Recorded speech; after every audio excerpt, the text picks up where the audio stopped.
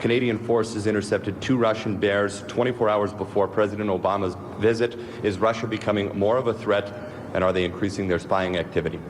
This is a real concern to us. I've expressed at various times the deep concern our government has with increasingly aggressive Russian actions around the globe and Russian intrusions into our airspace. This government has responded every time the Russians have done that. We will continue to respond. We will defend our airspace. We also have obligations of continental defense with the United States.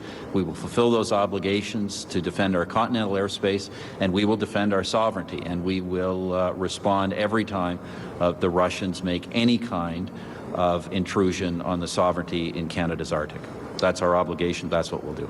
Well, there's no question that we have seen increased activity, and this has been going on for a relatively short time. It began just a few years ago, and then President Putin had made some very public statements, I think, that indicated Russia was going to take a more active role in asserting itself, and that apparently includes coming close to and up to Canadian airspace. I want to be very clear on this.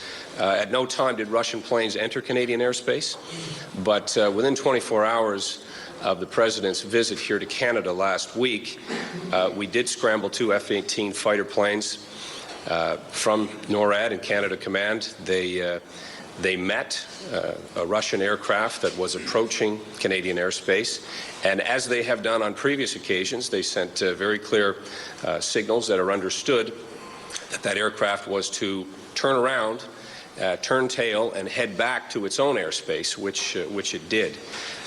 This is not, as I said, it wouldn't be unusual because we have seen previous activities in the north, but they have increased.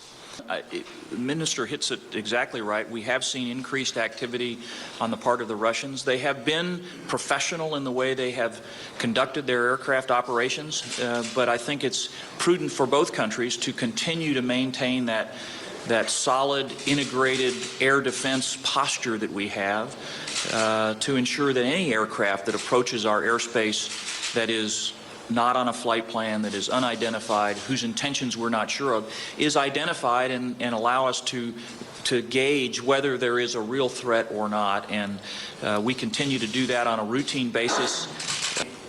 It's not a game. It's not a game at all. These aircraft coming into Canadian or approaching Canadian or U.S. airspace are viewed very seriously. We have asked on a number of occasions, and I personally asked both the Russian ambassador and my counterpart that we are given a heads up when this type of air traffic is to occur. And to date, we have not received that kind of notice that would be preferable.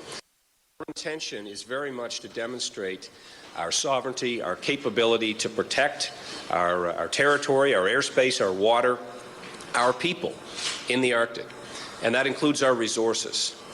And so this has been a major priority of our government, and one of the major reasons why we have gone to great lengths to up our game, both militarily and in terms of our presence with deep water refueling stations in the Arctic, with an Arctic research station, with putting more resources behind the Arctic Rangers and increasing their presence and capability throughout the Arctic.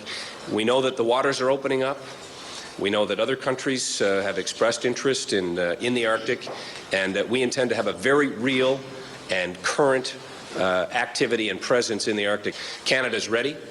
Canada will always be able to meet any encroachment, and with this partnership in NORAD, that only enhances our capability to conduct that type of response. But I'm not going to stand here and accuse the Russians of having deliberately done this during the presidential visit, but it was a strong coincidence which we met with a presence, as we always do, of F-18 fighter planes and very world-class pilots that know their business and send a strong signal that they should back off and stay out of our airspace. Thanks very much, folks.